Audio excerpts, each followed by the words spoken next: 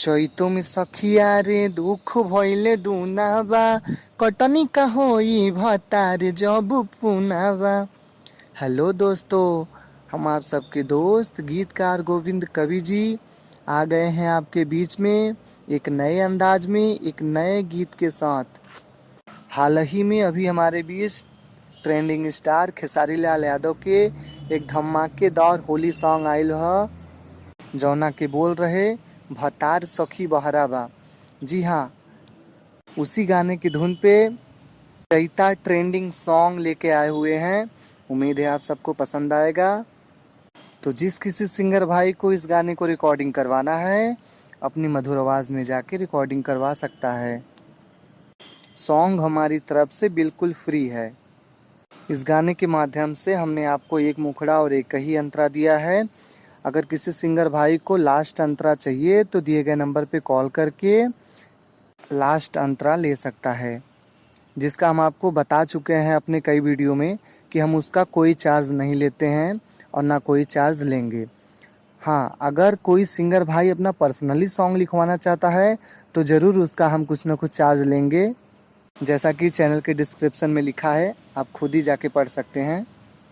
तो फटाफट चैनल को सब्सक्राइब करें, वीडियो को लाइक करें, अच्छा लगे तो शेयर भी करें। आपका एक लाइक हमको आगे वीडियो बनाने के लिए बहुत मोटिवेट करता है। तो देर ना करते हुए चलते हैं मुखड़े की तरफ। चैतो में सखिया रे दुख भइले दुनाबा,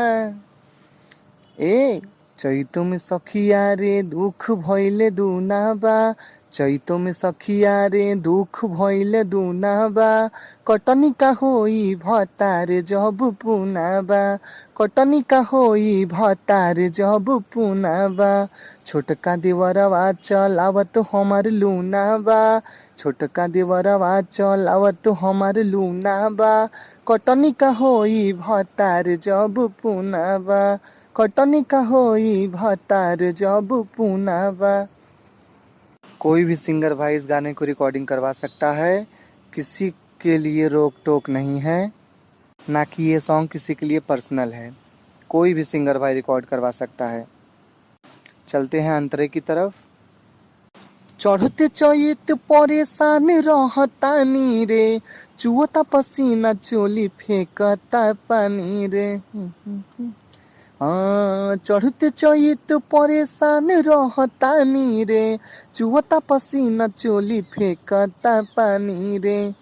बानी अकेले पूरा घरवा हमार सुनाबा, बानी अकेले पूरा घरवा हमार सुनाबा, कटनी का होई भतार जब पुनाबा, कटनी का होई भतार जब पुनाबा, छोटका देवरवा चलावत हमार लूनाबा, छोटका देवरवा चलावत हमार लूनाबा, कटनी का होई भतार जब पुनाबा।